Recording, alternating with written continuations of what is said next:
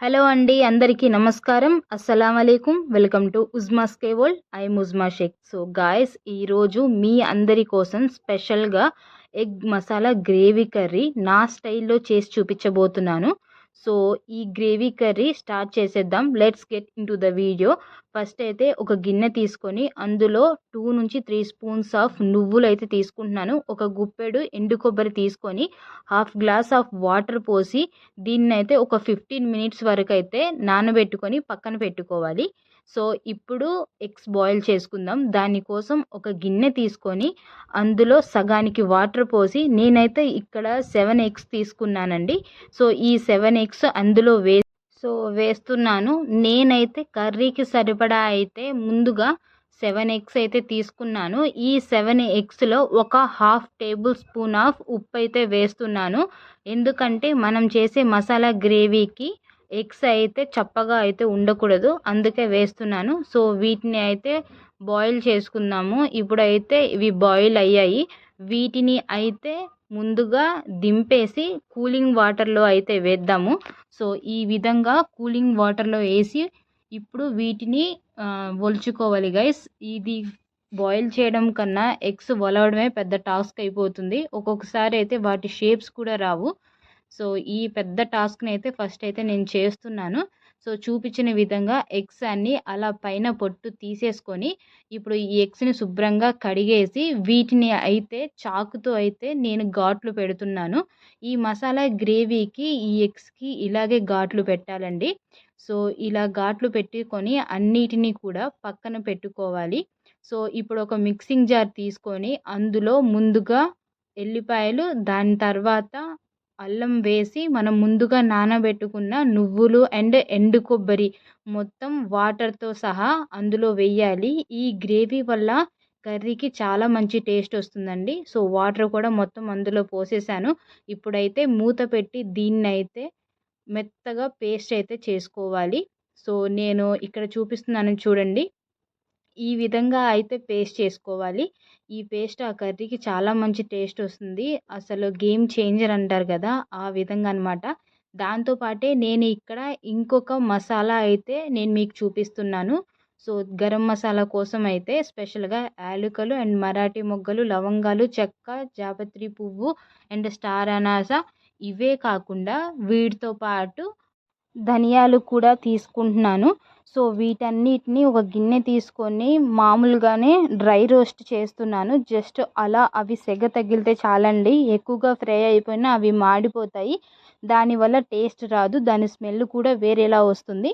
So దీన్ని కూడా చల్లారిన తర్వాత పౌడర్ చేసి పక్కన పెట్టుకోవాలి. సో ఇప్పుడు అయితే కర్రీ స్టార్ట్ చేసేద్దాము. ఒక గిన్నె తీసుకొని అందులో 2 స్పూన్స్ ఆఫ్ ఆయిల్ వేసి మనం ముందుగా గుడ్లకి ఘాట్లు పెట్టుకున్నాం కదా, ఇవన్నీ ఒక్కొక్కటిగా ఆ ఆయిల్లో వేసి లైట్గా అయితే ఫ్రై చేసుకోవాలి. సో నేను మీకు ఇక్కడ ఒకటి చెప్పాలి గైస్. అదేంటి అంటే ఈ ఎగ్స్ ఫ్రై అయ్యేటప్పుడు మొత్తము లో ఫ్లేమ్లో పెట్టే మీరు ఫ్రై చేసుకోవాలి. ఎందుకంటే నేను ఇక్కడ హై ఫ్లేమ్లో పెట్టడం వల్ల వాటి స్కిన్ అంతా ఆ గిన్నెకి అంటుకుపోయింది. నేను చేసిన మిస్టేక్ అయితే మీరు చేయకండి. మీరు లో ఫ్లేమ్లో పెట్టుకొని ఫ్రై అయితే చేసుకోండి.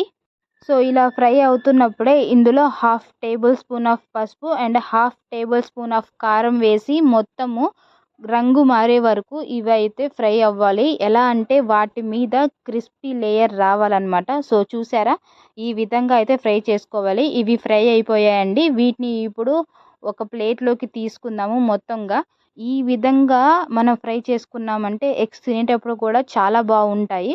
ఇప్పుడు అదే కడాయిలో ఒక 2 స్పూన్స్ ఆఫ్ ఆయిల్ వేసి ఆయిల్ కొంచెం హీట్ అయిన తర్వాత ఇందులో 2 బిర్యానీ ఆకులు వేయాలి. ఆ బిర్యానీ ఆకు వేసి 2 మినిట్స్ ఫ్రై చేసి అది కొంచెం రంగు మారిన తర్వాత నేనైతే 2 ఉల్లిపాయలని అండ్ 2 పచ్చిమిర్చీలను ఇలా ముక్కలుగా కోసుకొని ఆయిల్లో వేసి ఒక 2 మినిట్స్ అయితే ఫ్రై చేయాలి. ఇది ఫ్రై అయిన తర్వాత మనం ముందుగా గ్రేవీ చేసి పెట్టుకున్నాం కదా, పేస్ట్ చేసి పెట్టుకున్నది, సో ఈ విధంగా అయితే ఆయిల్లో వేయాలి.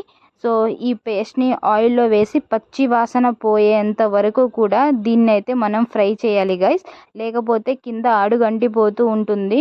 దీన్నైతే ఈ విధంగా కలుపుతూ ఉండాలి. సో ఫ్రై చేయగా ఆయిల్ పైకొస్తుంది చూసారా? ఇలా ఆయిల్ పైకొచ్చినప్పుడు ఇందులో హాఫ్ టేబుల్ స్పూన్ ఆఫ్ షాజీరా వేయాలి. ఈ షాజీరా వల్ల కర్రీకైతే చాలా మంచి టేస్ట్ వస్తుంది గైస్. ఆ షాజీరా వేసిన తర్వాత కూడా కంటిన్యూగా ఈ విధంగానే కలుపుతూ ఉండాలి. సో 2 మినిట్స్ అలా కలుపుతూ ఫ్రై చేసిన తర్వాత నేను ఒక 3 టొమాటోలను ప్యూరీగా చేసి ఇందులో వేసానండి. సో ఈ ప్యూరీని కూడా వేసి కంటిన్యూగా 2 మినిట్స్ అయితే అలానే కలుపుతూ ఉండాలి. ఈ టొమాటోలో నార్మల్ టొమాటోలో నేను తీసుకున్నాను, వాటిని ప్యూరీగా వేశాను. సో ఇలా ఉడుకుతూ ఉన్నప్పుడు దీని మీద మూత పెట్టి దీనిని ఒక 5 మినిట్స్ అయితే అలా ఉడకపెట్టుకోవాలి.